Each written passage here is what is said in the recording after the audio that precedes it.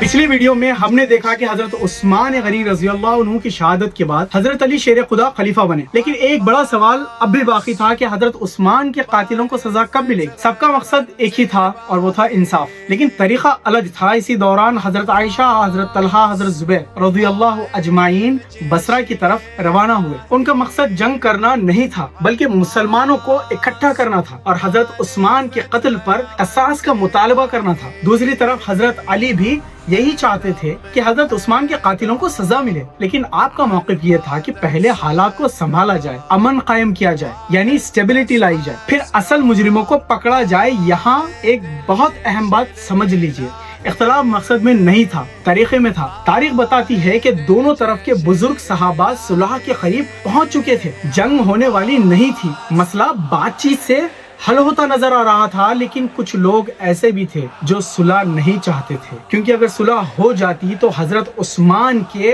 असल कातिल पकड़े जा सकते थे। इसीलिए रात के अंधेरे में फितना फैलाया गया, यानी दोनों गिरोहों पर तीर बरसाए गए और सुबह तक हालात बदल चुके थे। और फिर वो वाक़या पेश आया जिसे आज हम जंगे जमल के नाम से जानते हैं। ये जंग किसी सहाबा की ख्वाहिश नहीं थी बल्कि फितना फैलाने वालों की साजिश का नतीजा थी। और जब जंग खत्म हुई, हजरत अली करमल्लाहु वजहू ने हजरत आयशा के साथ बहुत इज्जत और एहतराम का मामला किया। आपने लोगों को याद दिलाया कि ये उम्मुल मोमिनीन हैं और हम सब की माँ हैं और अज़वाजे रसूल सल्लल्लाहु अलैहि वसल्लम। फिर आपने पूरे एहतराम के साथ उन्हें मदीना रवाना करवाया। रिवायतों में आता है कि हजरत मोहम्मद बिन अबू बकर भी इस इंतजाम में मौजूद थे, यानी हजरत आयशा के भाई। लेकिन कहानी यहाँ खत्म नहीं होती। एक तरफ शाम में अमीर मुआविया भी हजरत उस्मान के कत्ल का क़सास की बात कर रहे थे और दूसरी तरफ हजरत अली पूरी उम्मत में अमन और निज़ाम को मजबूत करना चाहते थे। बात अगर देखा जाए तो मकसद दोनों का एक था, हजरत उस्मान के कातिलों को सजा मिलनी चाहिए, लेकिन तरीका अलग था। और यहीं से तारीख एक नए मोड़ पर पहुंचती है और वो मोड़ है सिफ़ीन। 37 हिजरी सिफ़ीन के मकाम पर हजरत अली शेर खुदा और अमीर मुआविया के लश्कर आमने सामने आ गए और तारीख का एक और दर्दनाक चैप्टर लिखा गया। कई मुसलमान इस जंग में शहीद हुए। रिवायतों के मुताबिक जब जंग में हजरत अली के लश्कर को बरतरी हासिल होती नजर आई तो अमीर मुआविया के लश्कर के कुछ अफराद ने कुरान के सफ़ों को नेज़ों पर बुलंद कर लिया और पुकारने लगे कि हमारे और तुम्हारे दरमियान अल्लाह की किताब फैसला करेगी। ये मंजर देखकर हजरत अली शेर खुदा के लश्कर में मौजूद बहुत से लोगों ने कहा, जब हमें कुरान की तरफ बुलाया जा रहा है तो जंग रोक देनी चाहिए। हजरत अली का ख्याल था कि मामला इतना सादा नहीं है, लेकिन लश्कर के बहुत से लोग जंग रोकने पर जोर देने लगे। आखिरकार जंग रुक गई। अब सवाल ये था कि आगे फैसला कैसे होगा। तो दोनों तरफ से नुमाइंदे मुकर्रर किए गए। इस अमल को तारीख में तहकीम कहा जाता है। आज के अगर जुबान में हम समझें तो दोनों तरफ ने कहा, आइए तलवार के बजाय बातचीत और मशवरे से मसला हल करते हैं, यानी एक तरफ का मशवराती फैसला। लोगों को लगा कि शायद अब फितना खत्म हो जाएगा, लेकिन ऐसा न हो सका। अब यहाँ तारीख का एक अजीब मोड़ आता है। हजरत अली शेर खुदा के लश्कर में जो लोग कुरान बुलंद होने के बाद सबसे ज्यादा जोर दे रहे थे कि तहकीम कबूल करो, बाद में वही लोग पलट गए और कहने लगे कि इंसानों को फैसला करने का हक ही नहीं था, तहकीम गलत थी। यानी जो लोग कल तक तहकीम पर जोर दे रहे थे आज उसी तहकीम की मुखालिफत करने लगे और फिर वो हजरत अली से अलग हो गए। तारीख में ये लोग खवारिज के नाम से मशहूर हुए। ये लोग इतने सख्त मिजाज हो गए कि जो उनकी राय से इख्तिलाफ करे वो उस पर भी उंगली उठाते। और अफसोस, आगे चलकर इसी ग्रोह का एक शख्स अब्दुर्रहमान इब्न मुलजिम इस्लामी तारीख के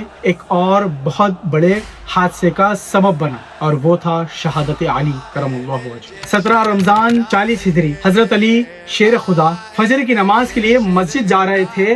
वो अली जो बचपन से रसूलुल्लाह सल्लल्लाहु अलैहि वसल्लम के साथ रहे, वो अली जिनके बारे में खुद नबी पाक सल्लल्लाहु अलैहि वसल्लम ने फरमाया कि अली मुझसे है और मैं अली से हूँ। मन कुन्तु मौलाहु फहाज़ा अली मौला, जो मुझे मौला माने वो अली को मौला माने। लेकिन उस सुबह खवारिज के एक शख्स अब्दुर्रहमान इब्न मुलजिम ने जहर में बुझी तलवार से हमला कर दिया। हजरत अली शदीद जख्मी हो गए और फिर 21 रमजान 40 हिजरी हजरत अली शेर खुदा दामाद पैगंबर शहादत के रुतबे पर फैज हो गए। एक और खलीफा, एक और अजीम शख्सियत उम्मत से जुदा हो गई। हजरत अली की शहादत के बाद لوگوں نے ان کے بیٹے امام حسن علی مقام کے ہاتھ پر بیعت کی، اور پھر سوال وہی تھا، امت کس طرف جائے گی، کیونکہ ایک طرف عراق تھا اور دوسری طرف شام۔ حالات پھر جنگ کی طرف بڑھتے نظر آ رہے تھے، لیکن یہاں امام حسن علی مقام نے وہ فیصلہ کیا جسے سمجھے بنا کربلا کو سمجھنا بہت مشکل ہے۔ آپ یعنی امام حسن جنگ کر سکتے تھے، آپ کے پاس لشکر بھی تھا، لیکن آپ نے مسلمان کا خون بچانے کو ترجیح دی، اور پھر 41 ہجری میں امام حسن علی مقام نے صلح کر لی اور حکومت امیر معاویہ کے حوالے کر دی۔ یہ وہ واقعہ تھا جس کے بارے میں خود نبی پاک صلی اللہ علیہ وسلم نے سالوں پہلے فرما دیا تھا۔ آپ نے فرمایا میرا بیٹا یعنی حسن سردار ہے، اللہ اس کے ذریعے مسلمانوں کے 2 بڑے گروہوں میں صلح کروا دے گا۔ سوچئے جہاں لوگ طاقت کے لیے لڑتے ہیں، وہاں نبی کے نواسے نے امت کی وحدت کے لیے اپنا حق چھوڑ دیا۔ اسی لیے 41 ہجری کو تاریخ میں عام الجمع کہا جاتا ہے، یعنی ایکتا کا سال۔ لوگوں کو لگا شاید اب فتنہ ختم ہو گیا، لیکن تقدیر میں ابھی ایک اور امتحان باقی تھا۔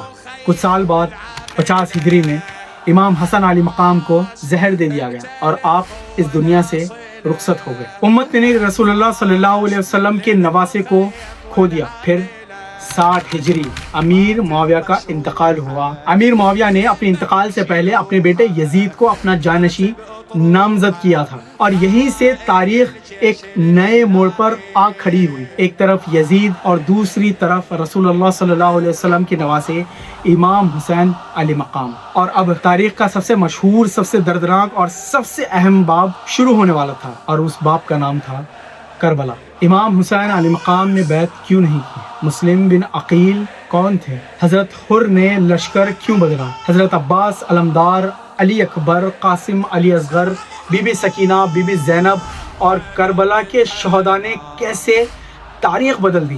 اور کیوں 1400 سال بعد بھی کربلا کا نام سن کر آنکھیں نم ہو جاتی ہیں؟ ہم دیکھیں گے انشاءاللہ اگلے اور آخری باب میں۔ جزاک اللہ۔